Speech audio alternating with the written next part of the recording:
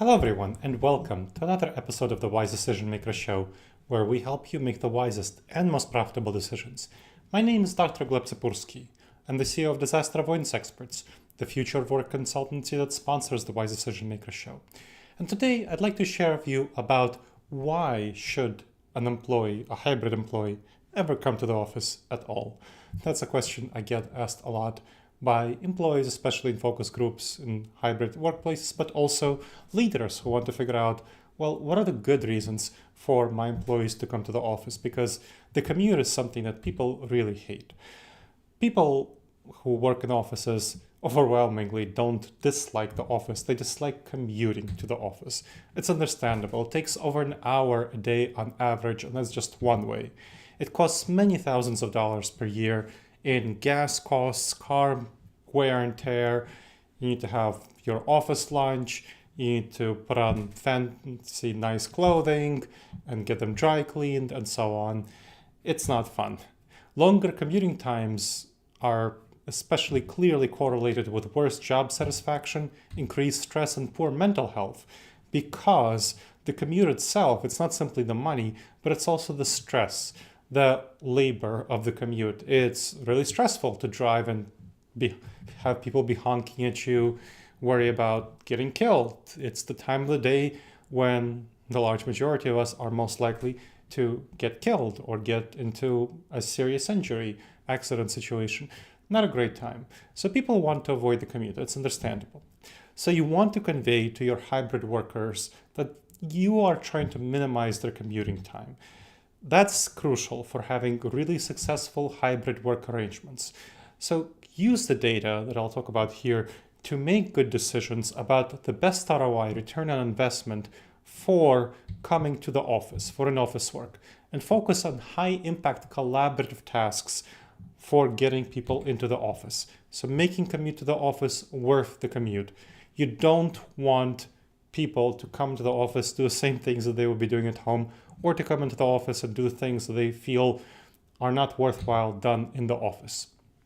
So you want to communicate the value of coming to the office, and you want to get activities bunched up together as much as possible for those face-to-face time.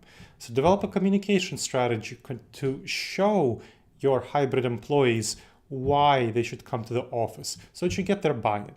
So convey that you have a commitment to actually minimizing the amount of time that they're commuting. That's what you really want to convey, so that they trust you and they see that you care about them. So you want to get the activities that require face-to-face presence that are best done face-to-face together on as few days as possible. So doing so will help improve employee engagement and retention and reduce burnout. Let's talk about individual tasks. Majority of the time of employees is spent on individual tasks. Let's be honest about that. Let's not kid ourselves about employees should come to the office and work on their computers on their individual tasks. The large majority of people would much rather do that at home. They're best done at home for higher productivity, focused individual work. I can't tell you how many people tell me that, hey, my boss is making me return to the office and I find I'm really distracted doing my individual work in the office. What's up with that? Well, it's understandable. You're not distracted by others who are in the office. This is a problem where leaders say, well, you should come to the office 3 days a week. But really, what if people come to the office and they work on their individual tasks? That's a very unproductive use of their time. Also, your asynchronous communication and collaboration. There's no need for you to come to the office to work on emails, to work on Slack messages, Microsoft Teams messages, to work on Google Docs if you use Google Docs, or Microsoft Docs if you use those, which you collaborate on with other people. So you don't need to do that. You don't need to come into the office to do video meetings, to do phone calls. You're distracting others and they're distracted by you, especially in those big open offices, but even cubicles. Not a good use of your time and space. The office is very important for certain things, for high impact, lower duration activities that are about collaboration and face-to-face interaction. So what's the office is for? It's for face-to-face collaboration interactions. That's the main use of the office. Now, some people who don't have very good workspaces at home or who have difficulty with work-life balance, separation. They will still, of course, use the office to work on their individual tasks and emails. That's fine. They should be able to do so, and you should provide them with the ability to do so. But you shouldn't force people to come into the office to do those things, because the large majority of people find that doing these tasks at home is more productive, and they hate coming to the office and then actually suffering the indignities and strain and labor, wastefulness, money, and so on of the commute, and then doing the same thing that they would do at home with working on their individual tasks. Let's talk about the things that are best done in the office. Intense collaboration is clearly best done in the office. So teams coming together in person to solve problems, make decisions, align on strategy, develop plans, build consensus around ideas that perhaps they brainstorm remotely, or maybe they do some brainstorming in the office. So face-to-face interactions are really good. They allow for you to observe other people's body language and pick up on those subtle cues about what's important to people, get those nuances in. So that's really good. This is a good place for empathy. In-person interactions, these intense collaborations, they facilitate empathy. They build mutual trust and connection. It helps maintain strong team bonds. So that is really valuable for a team. Also, the office just provides a good setting for it, because there's meeting rooms with whiteboards, other tools.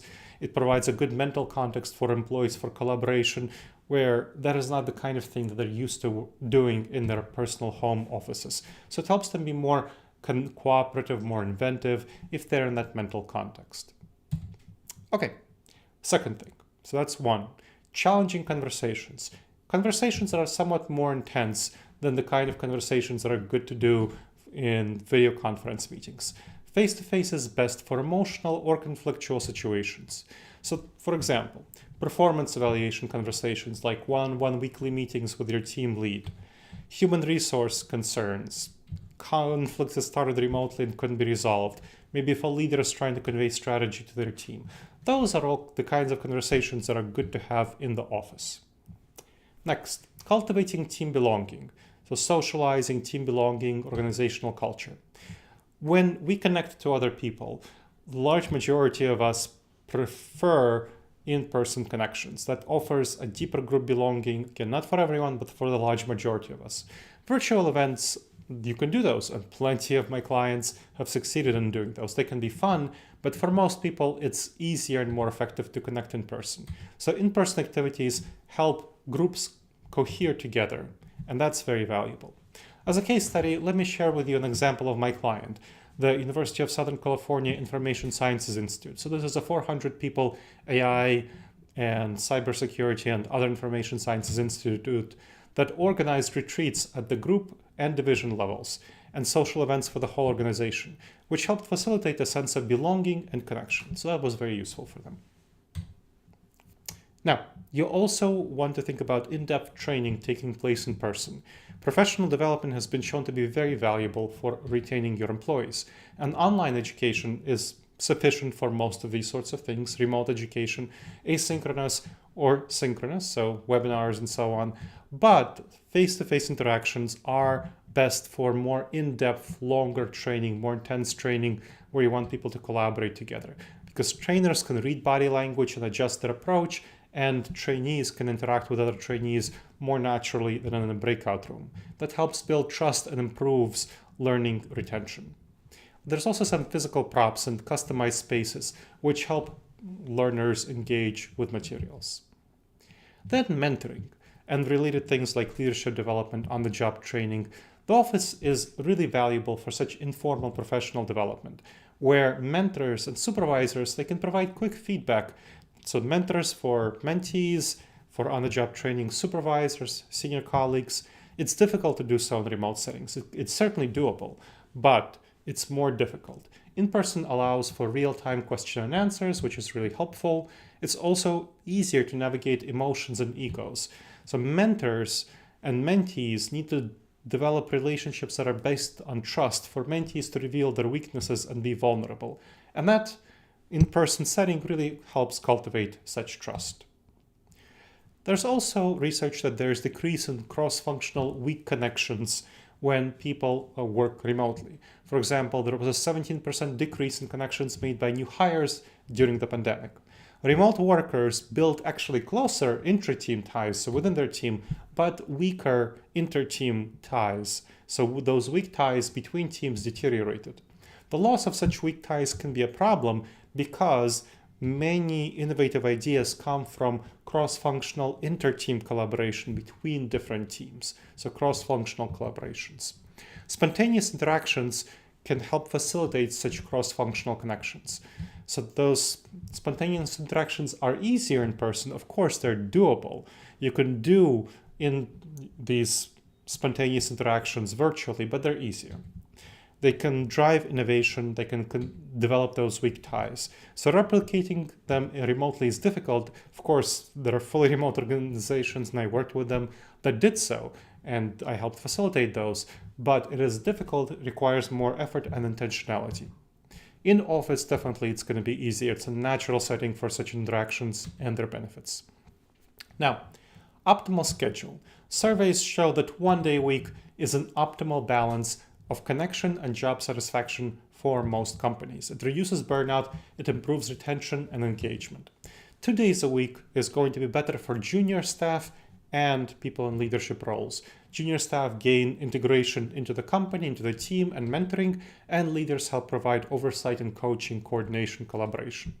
So you want to develop and implement a clear hybrid work policy with clear communication. You want to explain your approach, get feedback, and make tweaks over time, and that will help you get employee buy-in on this hybrid work policy. All right, everyone. I hope you found valuable this episode of the Wise Decision Maker Show on why should a hybrid employee come to the office.